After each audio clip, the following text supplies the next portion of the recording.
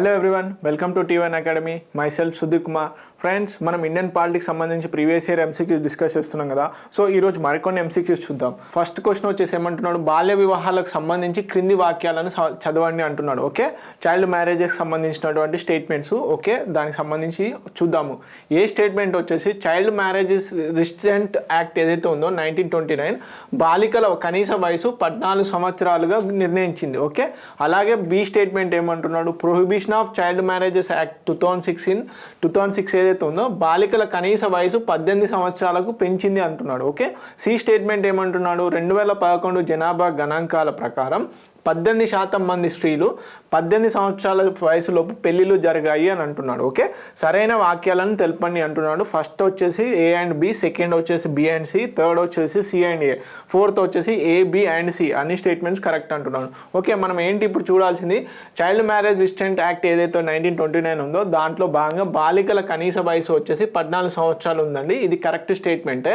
Second statement వచ్చేసి prohibition of child marriages act 2006 ప్రకారం కూడా బాలికల కనీస వయసు 18, బాలుల కనీస వయసు 21 చేయడం జరిగింది. ఓకే, ఈ స్టేట్మెంట్ కూడా కరెక్టే. కానీ సి స్టేట్మెంట్ ఒకసారి చూద్దాము. 2011 జనాభా గణాంకాల ప్రకారం 18% మంది స్త్రీలు 18 సంవత్సరాల వయసులోపు పెళ్ళిళ్ళు జరిగాయి అంటున్నాడు. కాదండి, అప్రాక్సిమేట్గా 20% వరకు ఉన్నారు వీళ్ళు. ఓకే, 20% వరకు ఉండడం జరిగింది. ఓకే, 20% వరకు స్త్రీలకు కూడా ఏంటి 18 సంవత్సరాల లోపు ఉన్న వాళ్ళకే మ్యారేజ్ జరిగిందనమాట. ఓకే, ఇది రాంగ్ స్టేట్మెంట్ అవుతుంది. సో దీన్ని బట్టి ఏ అండ్ బి కరెక్ట్ మాత్రమే. కాబట్టి first option is the correct answer. Okay, first option is the correct answer. Next question కనుక చూసుకున్నట్లయితే, లోక్సభ నైతిక విలువల కమిటీ ఎథిక్స్ కమిటీ నూతన అధ్యక్షునిగా నియమితులు అయిన వారు ఎవరు అని అడుగుతున్నాడు. ఫస్ట్ ఆప్షన్ వచ్చేసి కరణ్ సింగ్, సెకండ్ ఆప్షన్ వచ్చేసి శ్రీ వినోద్ కుమార్, థర్డ్ ఆప్షన్ వచ్చేసి మురళీ మనోహర్ జోషి, ఫోర్త్ ఆప్షన్ వచ్చేసి శరత్ యాదవ్. ఎవరండి? శ్రీ వినోద్ కుమార్. ఓకే, శ్రీ వినోద్ కుమార్ గారు ప్రస్తుత ఎథిక్స్ కమిటీ అనేది ఎవ్రీ 1 year ఒకసారి చేంజ్ అవుతూ ఉంటుంది. దాని చైర్మన్ కూడా చేంజ్ అవుతారు. స్టాండింగ్ కమిటీస్ తెలుసు కానీ ఆ స్టాండింగ్ కమిటీస్లో భాగంగా ఎథిక్స్ కమిటీ కూడా ఒక పార్ట్ అనమాట. ఓకే, నెక్స్ట్ క్వశ్చన్ కనుక చూసుకున్నట్లయితే, క్రింది వాక్యాలలో సరైనవి ఏవి అంటున్నాడు. ఓకే, కింద స్టేట్మెంట్స్ ఇచ్చాడు కదా, ఆ స్టేట్మెంట్స్లలో ఏ స్టేట్మెంట్స్ కరెక్ట్ అంటున్నాడు. ఓకే, ఫస్ట్ స్టేట్మెంట్ వచ్చేసి ప్రజాపద్దుల కమిటీ ఏదైతే ఉంటుందో పబ్లిక్ అకౌంట్స్ కమిటీ అధ్యక్షుడు అన్ని వేళలా అధికార పార్టీకి చెందినవారు అని అంటున్నాడు. ఓకే, బి స్టేట్మెంట్ వచ్చేసి ప్రజాపద్దుల కమిటీ అధ్యక్షుడు ప్రతిపక్ష పార్టీకి చెందినవాడు. సి వచ్చేసి కాగ్ నివేదికను పరిశీలించడమే ప్రజాపద్దుల కమిటీ ముఖ్య విధి అంటున్నాడు. డి వచ్చేసి ప్రజాపద్దుల కమిటీ అధ్యక్షుడు ఉపరాష్ట్రపతిచే నియమించబడతాడు. ఓకే, ఉపరాష్ట్రపతిచే నియమించబడతాడు. దీన్ని బట్టి కరెక్ట్ స్టేట్మెంట్స్ ఏవనేది చూడాలి. ఓకే, ఫస్ట్ ఆప్షన్ వచ్చేసి B and C, second option వచ్చేసి A and B, third option వచ్చేసి C and D. Okay, fourth option వచ్చేసి A and D. Okay, fourth option వచ్చేసి ఏ అండ్ డి. ఇప్పుడు మనం కనుక ఒకసారి చూసినట్టయితే ప్రజాపద్దుల కమిటీ అధ్యక్షుడు అన్ని వేళలా అధికార పార్టీకి చెందినవాడు అని అంటున్నాడు. కాదండి, ఇది రాంగ్ స్టేట్మెంట్. ఎందుకంటే అప్ టు 1966 నుంచి 67 మధ్యలో వరకు కూడా మనకి ఏముండాయండి, రూలింగ్ పార్టీ మెంబరే మెయిన్గా వచ్చేసి ప్రజాపద్దుల కమిటీకి అధ్యక్షుడిగా ఉండేవాడు. కానీ 66 నుంచి 67 ఏమైందంటే అప్పటి నుంచి కూడా ఇప్పుడు ప్రజెంట్గా అపోజిషన్ పార్టీ లీడర్ ఉండడం జరుగుతుంది. ఓకే, ప్రతిపక్ష పార్టీకి చెందిన వాళ్ళు ఉంటున్నారు. ఓకే, నెక్స్ట్ వచ్చేసి మళ్ళీ ఏంటి, కాగ్ నివేదిక ఏదైతే ఉందో కాగ్ నివేదికను పరిశీలించడమే ప్రజాపద్దుల కమిటీ యొక్క ముఖ్య విధి అంటున్నాడు. ఎస్ అండి, కాగ్ ఇచ్చినటువంటి నివేదికలను ఈ పబ్లిక్ అకౌంట్స్ కమిటీ స్క్రూటినైజ్ చేస్తుంది. ఓకే, ప్రజాపద్దుల కమిటీ అధ్యక్షుడు ఉపరాష్ట్రపతిచే నియమించబడతారు అని అంటున్నాడు. అంటే వైస్ ప్రెసిడెంట్తో నియమించబడుతున్నాడు అంటున్నాడు. కానీ కాదండి, స్పీకర్ ఆఫ్ ది లోక్సభ ఎవరైతే ఉంటారో స్పీకర్ ఆఫ్ ది లోక్సభ ఈ ప్రజాపద్దుల కమిటీ అధ్యక్షుడిని నియమించడం జరుగుతుంది. సో దీన్ని బట్టి ఏ స్టేట్మెంట్స్ బి అండ్ సి మాత్రమే correct. So first option is the correct answer. Okay, ఒకసారి పబ్లిక్ అకౌంట్స్ కమిటీ గురించి కనుక చూసుకున్నట్లయితే దీన్ని యాక్చువల్గా 1919లోనే మాంటెగ్స్ రిఫార్మ్స్ ఏవైతే ఉన్నాయో దాంట్లో భాగంగానే ఇండియన్ యాక్ట్ 1919 ఉంది కదా, దాంట్లో భాగంగానే ఏదే పబ్లిక్ అకౌంట్స్ కమిటీని ఏర్పాటు చేయడం జరిగింది. ఏ ఇయర్లో 1921లో ఫస్ట్ టైం 1921లో ఏర్పాటు చేయడం జరిగింది. ఓకే, తర్వాత ఎవ్రీ ఇయర్ ఖచ్చితంగా అంటే మెయిన్గా ఎవ్రీ ఇయర్ కంపల్సరీగా ఈ పబ్లిక్ అకౌంట్స్ కమిటీ అనేది ఏర్పాటు చేయడం జరుగుతుంది. మెయిన్గా వచ్చేసి దీని చైర్మన్ వచ్చేసి అపాయింటెడ్ బై లోక్సభ స్పీకర్. ఇందాకే చెప్పుకున్నాం కదా, లోక్సభ స్పీకర్ ద్వారా అపాయింట్ అవుతారు. ప్లస్ అలాగే దీంట్లో ఉన్నటువంటి మెంబర్స్ వచ్చేసి 22 మెంబర్స్. ఓకే, 22 మెంబర్స్ ఉంటారు. దాంట్లో భాగంగా 15 మెంబర్స్ వచ్చేసి లోక్సభ, అలాగే రాజ్యసభ నుంచి 7. ఓకే, ఇది మెయిన్గా వచ్చేసి ఎంతమంది ఉంటారని, అలాగే 1 year టైం పీరియడ్ ఉంటుంది. ఓకే, ప్లస్ అలాగే ఈ పబ్లిక్ అకౌంట్స్ కమిటీ యొక్క సజెషన్స్ ఏవైతే ఉంటాయో అవి ఓన్లీ సజెషన్ ఓరియంటెడ్, అడ్వైజరీ ఓరియంటెడే, కానీ ఖచ్చితంగా బైండరీ అనేది కాదు. ఓకే, ఇది ఇంపార్టెంట్ పాయింట్. నెక్స్ట్ క్వశ్చన్ కనుక చూసుకున్నట్లయితే పోలీస్ సంస్కరణలకు సంబంధించి కింది ప్రకటనలను పరిగణించండి అని అంటున్నాడు. ఓకే, కింద ఇచ్చినటువంటి స్టేట్మెంట్స్ను ఒకసారి చూడండి అంటున్నాడు. ఫస్ట్ స్టేట్మెంట్ వచ్చేసి జాతీయ పోలీస్ కమిషన్ 1977లో ఏర్పాటు చేయబడింది. అలాగే బి వచ్చేసి పోలీస్ చట్టం ముసాయిదా కమిటీకి పద్మనాభయ్య అధ్యక్షుడు అంటున్నాడు. సి వచ్చేసి రెబిరో కమిటీని భారత ప్రభుత్వం నియమించింది అంటున్నాడు. డి వచ్చేసి జాతీయ పోలీస్ కమిషనర్ అధ్యక్షుడు ధర్మవీర్ అంటున్నారు. ఓకే, పై వాటిలో సరైన వాక్యాలు ఏవి అని అడుగుతున్నాడు. ఓకే, మళ్ళీ స్టేట్మెంట్ ఓరియంటెడ్ క్వశ్చన్, ఏవి కరెక్ట్ స్టేట్మెంట్స్ అంటున్నాడు. ఫస్ట్ ఆప్షన్ వచ్చేసి A and B, second option వచ్చేసి A and C, third option వచ్చేసి A and D, fourth option వచ్చేసి సి అండ్ డి. సో ఏదండి మనకి ఒకసారి కనుక గమనించినట్లయితే జాతీయ పోలీస్ కమిషన్ అనేది 1977లోనే ఏర్పాటు చేయడం జరిగింది. జాతీయ చట్టం ముసాయిదా కమిటీకి పద్మనాభయ్య అధ్యక్షుడు కాదండి. ఓకే, అలాగే రెబిరో కమిటీని భారత ప్రభుత్వం నియమించింది అని అంటున్నాడు. కాదండి, రెబిరో కమిటీని సుప్రీంకోర్టు నియమించడం జరిగింది. ఓకే, సుప్రీంకోర్టు నియమిస్తుంది. అలాగే జాతీయ పోలీస్ కమిషన్ అధ్యక్షుడు ధర్మవీర్. సో ఈ డి ఆప్షన్ కూడా కరెక్ట్. సో ఇప్పుడు ఏంటి, A and D. So third option is the correct answer. Okay, third option is the correct answer. Police రిఫార్మ్స్కి సంబంధించినటువంటి ఒకసారి చూసుకోండి. ఓకే, నెక్స్ట్ క్వశ్చన్ కనుక చూసుకున్నట్లయితే కింది వాటిలో సరైన వాక్యాలు ఏవి అంటున్నాడు. మళ్ళీ ఆటోమేటిక్గా ఏంటి statement oriented question. First statement వచ్చేసి చరణ్ సింగ్ ప్రభుత్వంలో ఏబి చౌహాన్ ఉప ప్రధాని అంటున్నాడు. జాతీయ ఫ్రంట్ ప్రభుత్వంలో దేవిలాల్ ఉప ప్రధాని అంటున్నాడు. సి వచ్చేసి చంద్రశేఖర్ ప్రభుత్వంలో వైబి చౌహాన్ ఉప ప్రధాని అంటున్నాడు. డి వచ్చేసి ఇంతవరకు 7 ఉప ప్రధానులు ఉన్నారు అని అంటున్నాడు. ఫస్ట్ ఆప్షన్ వచ్చేసి A, B and D, second option వచ్చేసి B and C, third option వచ్చేసి A, B, C and D, fourth option వచ్చేసి బి అండ్ డి. ఫ్రెండ్స్, మనకి రాజ్యాంగంలో ఎక్కడ కూడా అంటే కాన్స్టిట్యూషన్లో ఎక్కడ కూడా ఉప ప్రధాని అనే పోస్ట్ పేర్కొనబడలేదు. ఇది ఒక పార్లమెంటరీ పోస్ట్ మాత్రమే. ఓకే, అంటే పొలిటికల్ పోస్ట్ ఒక రకంగా చెప్పాలి అంటే కాన్స్టిట్యూషన్లో ఎక్కడ కూడా ఉప ప్రధాని పోస్ట్ను పేర్కొనబడలేదు. ఓకే, ఇది important point. So Charan Singh ప్రభుత్వంలో ఏబి చౌహాన్ గారు ఉప ప్రధాని కాదండి. సో ఇది రాంగ్ అవుతుంది. అలాగే జాతీయ ఫ్రంట్ ప్రభుత్వంలో దేవిలాల్ గారు ఉప ప్రధానిగా వర్క్ చేశారు. అలాగే చంద్రశేఖర్ ప్రభుత్వంలో వైబి చౌహాన్ ఉప ప్రధాని అంటున్నాడు. కాదండి.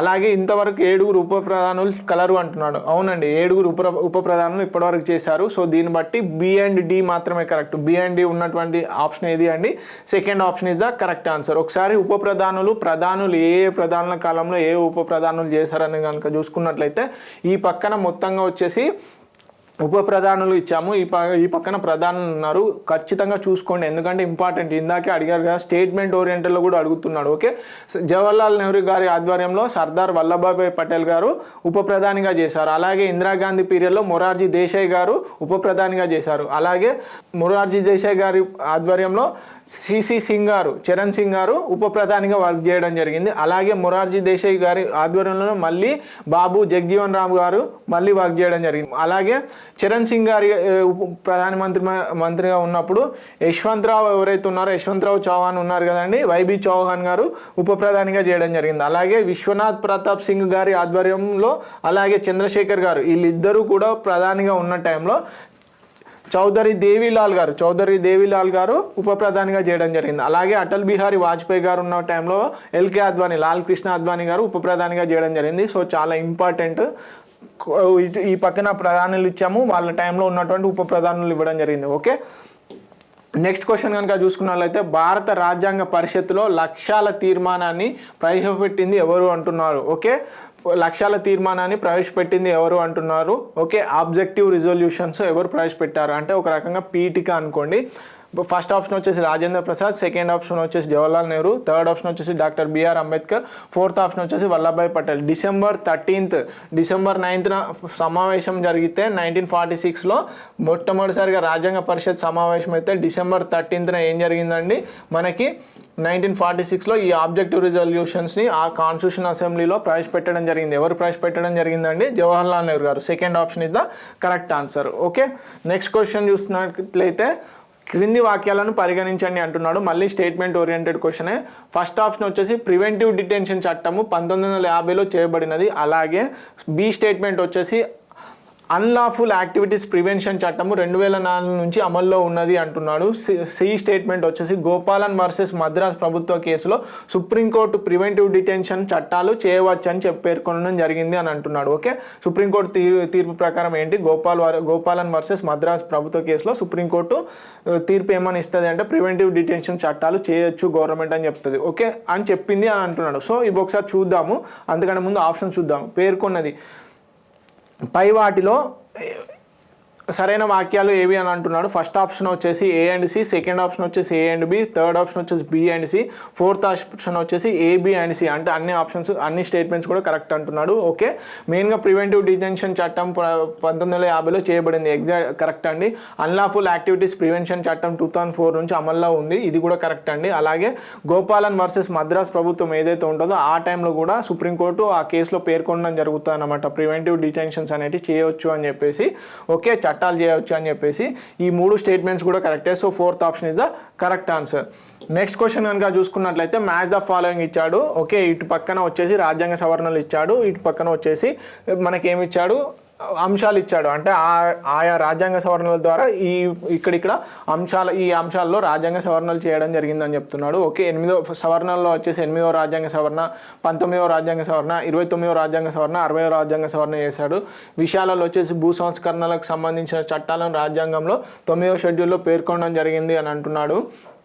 అలాగే వృత్తి పన్ను పెంపు గురించి, అలాగే లోక్సభ మరియు రాష్ట్ర అసెంబ్లీలో రిజర్వేషన్ కాలం పొడిగింపు, అలాగే ఎన్నికల ట్రిబ్యునల్ రద్దు అంటున్నాడు. ఓకే, మనకి 8వ రాజ్యాంగ సవరణ వచ్చేసి దేనికి సంబంధించిందండి, 8వ రాజ్యాంగ సవరణ వచ్చేసి లోక్సభ మరియు ఆ రాష్ట్ర అసెంబ్లీలలో రిజర్వేషన్ కాలం పొడిగింపుకు సంబంధించింది. ఓకే, A3తో మ్యాచ్ అవుతుంది. సో దీన్ని బట్టి A3 ఉన్నటువంటి ఎన్నెన్ని ఆప్షన్స్ ఉన్నాయి, సో ఓన్లీ 2 ఉన్నాయి. ఫస్ట్ ఆప్షన్ ఉంది, తర్వాత సెకండ్ ఆప్షన్ ఉంది, అంతే 2 ఆప్షన్స్ ఉన్నాయి. ఈ 2 ఆప్షన్స్ నుంచి మనకి ఆన్సర్ వచ్చే ఛాన్సెస్ ఉంటాయి. అలాగే 19వ సవరణ దేనికి సంబంధించిందండి, 19వ సవరణ వచ్చేసి ఎన్నికల ట్రిబ్యునల్ని రద్దు చేయడం జరుగుతుంది అన్నమాట 19వ రాజ్యాంగ సవరణలో. ఓకే, అలాగే వచ్చేసి మనకి సి ఏమని చెప్తుంది, 29వ రాజ్యాంగ సవరణ ఏం చేశారు, భూ సంస్కరణల చట్టాలు ఏవైతే ఉన్నాయో రాజ్యాంగము 9వ షెడ్యూల్లో పేర్కొనడం జరిగింది. ఓకే, ఇది 29వ రాజ్యాంగ సవరణ. ఓకే, తర్వాత డి వచ్చేసి 60వ రాజ్యాంగ సవరణ. 60వ రాజ్యాంగ సవరణ వచ్చేసి వృత్తి పన్ను పెంపుకు సంబంధించింది. Okay, D2. ఓకే, ఇది ఇంపార్టెంట్. సో దీన్ని బట్టి ఏమంటుందో A4, A3, B4, C1, D2. Okay, దీనిలో ఫస్ట్ ఆప్షన్లో ఇవన్నీ ఉన్నాయి కాబట్టి first option is the correct answer. Okay, match the ఫాలోయింగ్లో ట్రిక్ ఉంటుందండి. ఏదైతే మనకు తెలుసో దాన్ని ఫస్ట్ దొరకబట్టుకుంటే ఈజీగా ఆన్సర్స్లో, ఒకవేళ ఇప్పుడు ఇక్కడ 2 వచ్చాయి ఫస్ట్లో, ఒక్కొక్కసారి ఫస్ట్ మనం ఏదైతే చూస్తామో దాంట్లోనే మనకి ఆన్సర్ వచ్చే ఛాన్సెస్ ఉంటాయి అనమాట. ఓకే, నెక్స్ట్ క్వశ్చన్ కనుక చూసుకున్నట్లయితే నెక్స్ట్ క్వశ్చన్ ఏంటండి, నెక్స్ట్ క్వశ్చన్ కూడా స్టేట్మెంట్ ఓరియంటెడ్ క్వశ్చన్. క్రింది వాక్యాలను సరైనవి ఏవి అంటున్నాడు, కింది వాక్యాలలో ఏవి సరైనవి అంటున్నాడు. ఫస్ట్ స్టేట్మెంట్ వచ్చేసి రాజ్యాంగ పరిషత్తును సూచించినది క్యాబినెట్ మిషన్ అంటున్నాడు. బి వచ్చేసి ప్రవేశికకు 1975లో మొదటిసారి సవరణ చేశారు అని అంటున్నాడు. సి వచ్చేసి 1919లో భారత ప్రభుత్వం చట్టము కేంద్ర బడ్జెట్ నుండి రాష్ట్ర బడ్జెట్ను వేరు చేసింది అంటున్నాడు. డి వచ్చేసి భారత స్వతంత్ర చట్టమును బ్రిటిష్ ప్రభుత్వము ఆమోదించిన రోజు జూలై 15, 1947 అంటున్నాడు. దీన్ని బట్టి ఈ 4 స్టేట్మెంట్స్లలో ఏది కరెక్టు, అది కరెక్ట్ అనేది చూసుకోవాలి ఈ ఆప్షన్స్లో. ఫస్ట్ ఆప్షన్లో ఏ అండ్ డిఏ కరెక్ట్ అంటున్నాడు, సెకండ్ ఆప్షన్లో బి అండ్ సిఏ కరెక్ట్ అంటున్నాడు, థర్డ్ ఆప్షన్లో సి అండ్ డి అంటున్నాడు, ఫోర్త్ ఆప్షన్లో ఏ అండ్ సి అంటున్నాడు. మెయిన్గా ఒకసారి కనుక చూసుకున్నట్లయితే రాజ్యాంగ పరిషత్తును సూచించినది క్యాబినెట్ మిషన్. అవునండి, క్యాబినెట్ మిషన్ ఆమోదం పొందినాకనే మనకి రాజ్యాంగ పరిషత్తును యాక్చువల్గా ప్రాసెస్ అనేది స్టార్ట్ అవుతుంది. కాన్స్టిట్యూషనల్ అసెంబ్లీ అనేది ఏ కమిషన్, మెయిన్గా క్యాబినెట్ మిషన్ ప్లాన్ బేస్ చేసుకునే మనకి కాన్స్టిట్యూషనల్ అసెంబ్లీ అనేది ఫ్రేమ్ చేయడం జరుగుతుంది. తర్వాత ప్రవేశికకు 1970లో మొదటిసారి సవరణ చేశారంటున్నాడు. కాదండి, 1976 అండి. ఇది 1976 42nd కాన్స్టిట్యూషనల్ అమెండ్మెంట్ యాక్ట్ ద్వారా మనం ఆ ప్రియాంబుల్ని అమెండ్మెంట్ చేసుకోవడం జరిగింది. తర్వాత 1919లో భారత ప్రభుత్వ చట్టం కేంద్ర బడ్జెట్ నుండి రాష్ట్ర బడ్జెట్ను వేరు చేసిందండి. ఓకే అండి, ఇది కరెక్ట్ అండి, ఇది కరెక్ట్ స్టేట్మెంటే. సో నెక్స్ట్ స్టేట్మెంట్ కనుక చూసుకున్నట్లయితే భారత ప్రభుత్వ చట్టంను బ్రిటిష్ ప్రభుత్వము ఆమోదించిన రోజు జూలై 15, 1947 అంటున్నాడు. ఇండిపెండెంట్ యాక్ట్ వచ్చేసి మెయిన్గా బ్రిటిష్ ప్రభుత్వం ఎప్పుడండి, మెయిన్గా వచ్చేసి 1947 జూలై 18న, ఓకే, జూలై 18న ఆమోదించడం జరుగుతుంది, జూలై 15th కాదండి, ఓకే, ఇది important point. So D option కూడా, డి స్టేట్మెంట్ కూడా రాంగ్ అవుతుంది. సో దీన్ని బట్టి మనకి ఏవేవి ఏ అండ్ సి మాత్రమే కరెక్ట్గా ఉన్నాయి. ఓకే, దీన్ని బట్టి ఏది option, 4th option is the correct answer. Okay, next question కనుక చూసుకున్నట్లయితే సుప్రీంకోర్టు న్యాయ సమీక్షాధికారాన్ని మొదటిగా ఉపయోగించినది ఏ కేసు అని అడుగుతున్నాడు. సో ఆల్రెడీ మనం డిస్కస్ చేసుకున్నాం దీని గురించి. ఫస్ట్ ఆప్షన్ వచ్చేసి కేశవానంది భారతి వాద్యము, సెకండ్ ఆప్షన్ వచ్చేసి మినర్వా మిల్స్ వాద్యము, తర్వాత శంకర్ ప్రసాద్ వర్సెస్ భారత యూనియన్ ఆఫ్ వాద్యము, అలాగే 4th ఆప్షన్ వచ్చేసి గోలక్నాథ్ వర్సెస్ పంజాబ్ ప్రభుత్వము వాద్యము అంటున్నాడు. ఏ కేసు అండి, గోలక్నాథ్ వర్సెస్ పంజాబ్ ఏదైతే గవర్నమెంట్ ఉందో దానికి సంబంధించిన వాద్యంలో మొదటిసారిగా ఏది జ్యుడిషియల్ రివ్యూను ఉపయోగించడం జరిగింది. 4th option is the correct answer. Next question కనుక చూసుకున్నట్లయితే క్రింది వాక్యాలలో సరి అనేది ఏది అంటున్నాడు. ఓకే, మళ్ళీ again statement oriented question.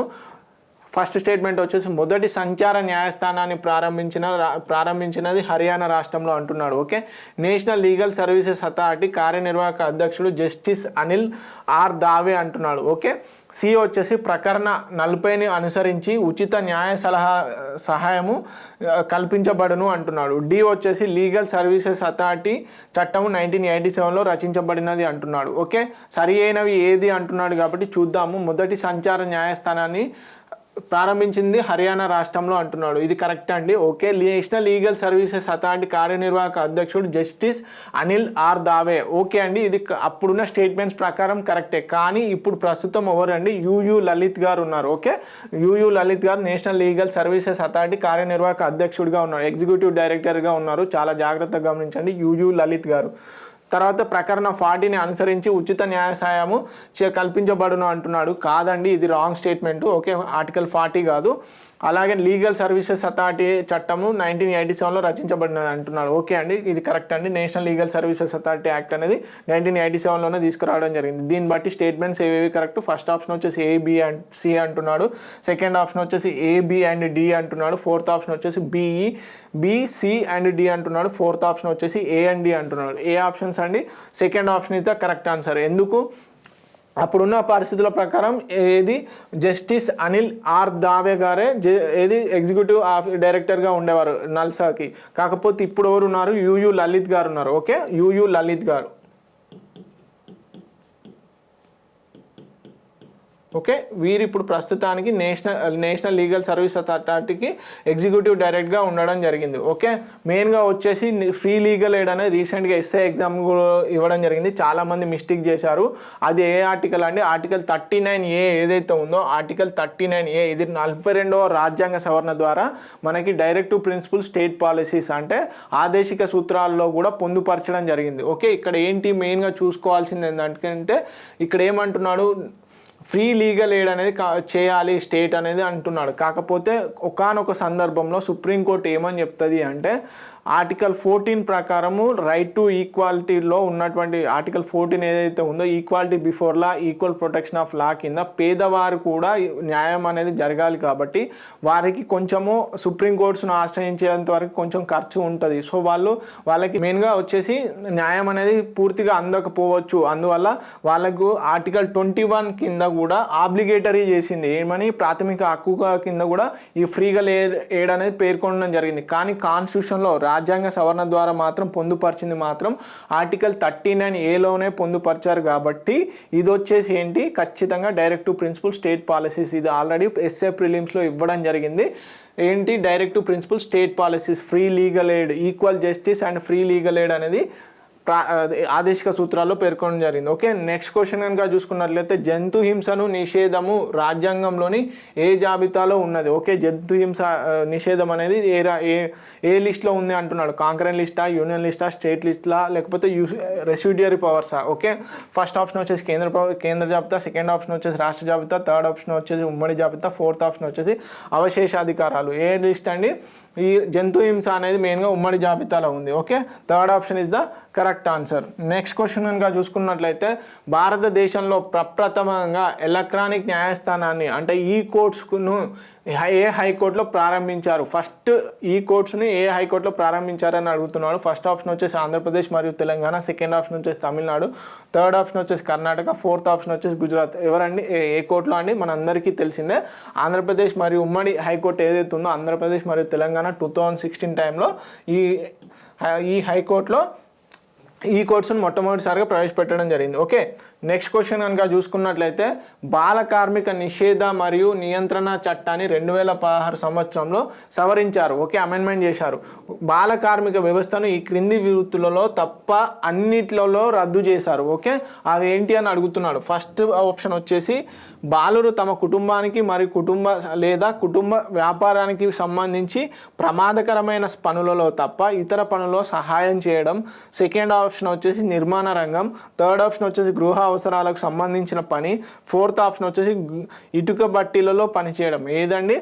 First option is the correct answer. బాలురు తమ కుటుంబానికి కుటుంబ వ్యాపారానికి సంబంధించి ప్రమాదకరమైన పనుల్లో తప్ప ఇతర పనులలో సహాయం చేయవచ్చు. Okay, first option is the correct answer. రీసెంట్గా అమెండ్మెంట్ చేశారు 2016లో.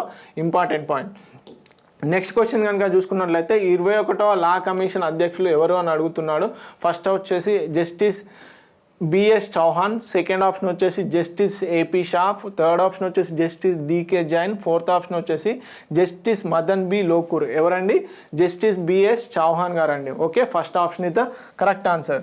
ఇలాంటి డైరెక్ట్ క్వశ్చన్స్ అనేవి ఇవ్వడం జరుగుతాయి. నేషనల్ కమిషన్ చైర్మన్స్ ఎవరు, ఇవన్నీ చాలా ఇంపార్టెంట్. ప్లస్ అలాగే నల్సార్ ఎగ్జిక్యూటివ్ డైరెక్టర్ ఎవరు, ఇలాంటి డైరెక్ట్గా అడిగే ఛాన్సెస్ ఉంటాయి.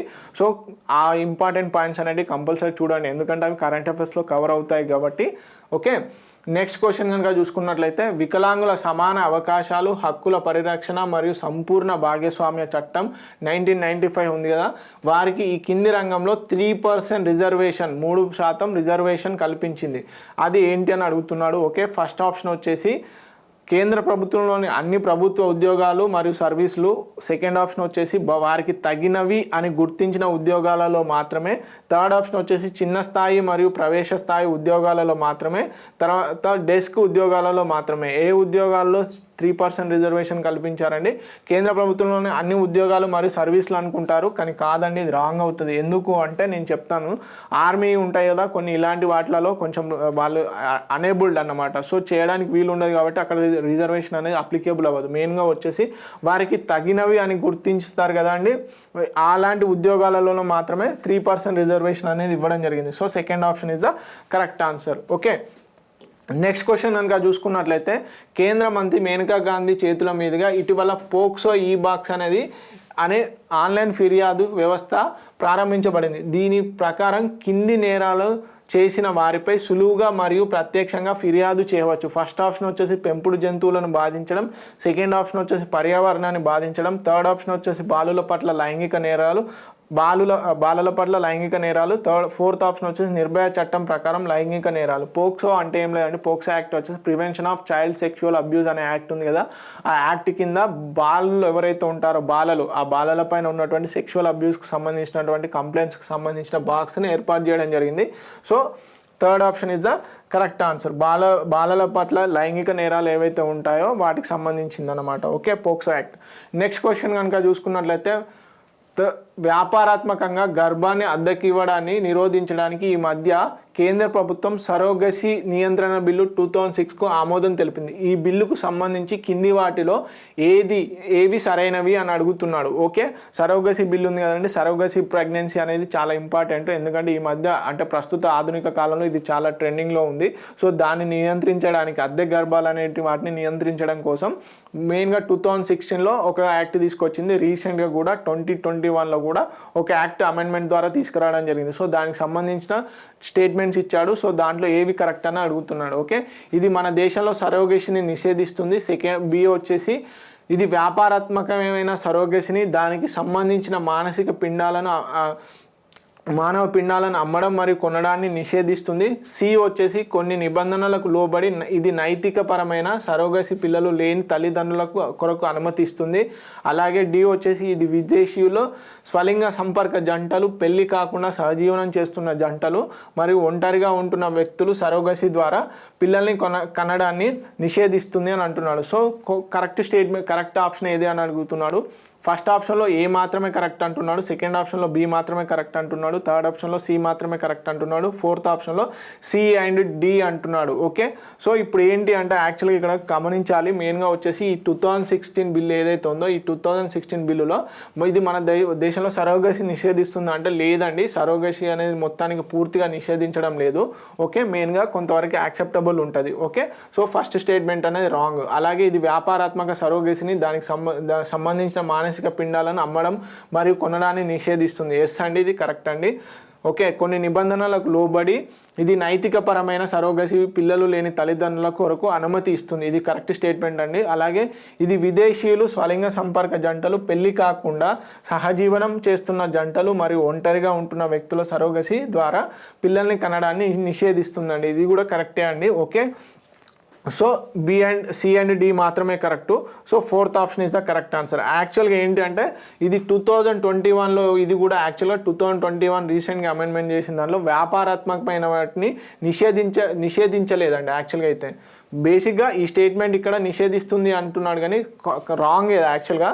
కాకపోతే ఏంటంటే బేసిక్గా రీసెంట్గా ఏదైతే 2021లో చేసినటువంటి అమెండ్మెంట్లో ఏది కమర్షియల్ సరోగసీ ఏదైతే ఉందో అమ్మడం కొనడం లాంటివి ఏవైతే ఉంటాయో వాటిని కూడా నిషేధించడం జరిగింది. వాళ్ళకు ఫైన్ కూడా ఇవ్వడం జరుగుతుంది. అలాగే ఓన్లీ ఆల్ట్రుస్టిక్ నైతిక విలువలకు లోబడినటువంటి ఏదైతే సరోగసీ ఉంటుందో దానికి మాత్రమే పర్మిషన్ ఇవ్వడం జరిగింది. ఓకే, కమర్షియల్ సరోగసీ అనేది బ్యాన్ చేయడం జరిగింది. ఓకే, నెక్స్ట్గా ఇంకా చూసుకున్నట్లయితే జాబితా ఏలో ఇచ్చిన వ్యక్తులను జాబితా బిలో ఇచ్చిన ఉద్యమాలతో జతపరచండి అంటున్నాడు. యాక్చువల్లీ ఇది రాంగ్ ఉంది.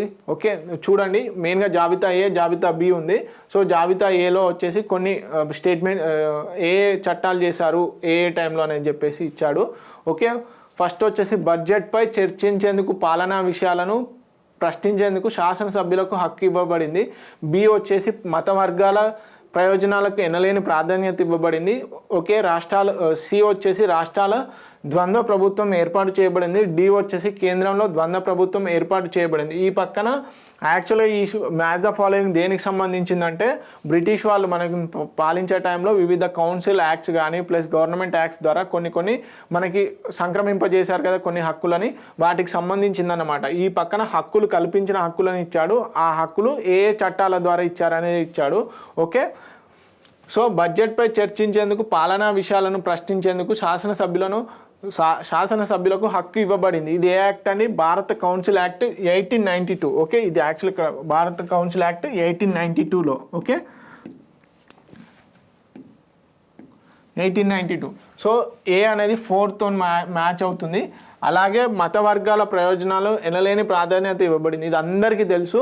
ఓకే, మార్లమెంటో రిఫార్మ్స్ అనేది 1909 యాక్ట్ అనేది. ఓకే, అలాగే రాష్ట్రాల్లో ద్వంద్వ ప్రభుత్వం ఏర్పాటు చేయబడింది. రాష్ట్రాల్లో వచ్చేసి ద్వంద్వ ప్రభుత్వం ఎప్పుడు ఏర్పాటు చేయబడిందండి 1919లో. ఓకే, 1919లో ఏర్పాటు చేయడం జరిగింది. అలాగే డి వచ్చేసి కేంద్రంలో ద్వంద్వ ప్రభుత్వం ఏర్పాటు చేయబడింది. కేంద్రంలో ద్వంద్వ ప్రభుత్వం ఎప్పుడు ఏర్పాటు చేయబడింది 1935లో. ఓకే, దీన్ని బట్టి A4 B1 C2 B1 A4 అనేది ఒకటే దాంతో మ్యాచ్ అవుతుంది. సో ఈజీగా మనకి ఫస్ట్ది కనుక మ్యాచ్ చేసామనుకోండి మనకు తెలిసి కరెక్ట్గా 100% అక్యురసీతోని ఆన్సర్ అనేది ఈజీగా వస్తుంది. Okay, so third option is the correct answer.